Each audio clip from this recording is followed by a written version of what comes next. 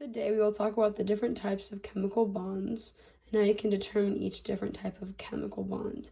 So first we just defined here what a chemical bond is.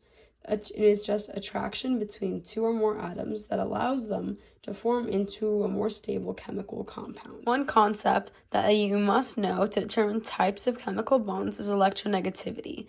Electronegativity is the tendency of an atom in a molecule to attract electrons to itself.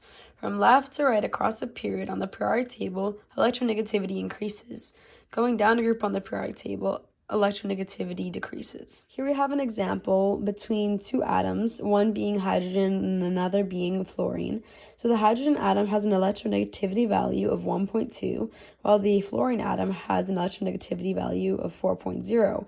So HF, which is a compound, has an ionic bond because 4.0 minus 1.2 equals 2.8. So the difference between hydrogen and fluorine's electronegativity values is 2.8, which is greater than 1.7, which means that HF, so hydrogen fluoride, has ionic bonds. The second type of chemical bond we will talk about today are covalent bonds.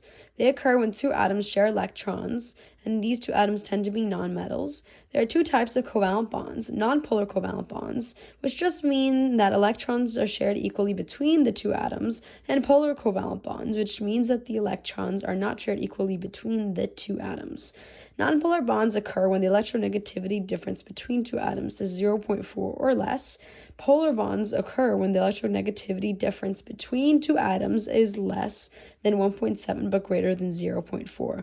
There are two exceptions to these last two rules, by the way. A key tip is that whenever there is two atoms of the same element forming a bond, that bond will always be nonpolar covalent because the electronegativity difference between those two atoms of the same element will always be 0, and 0 will always be less than 0.4.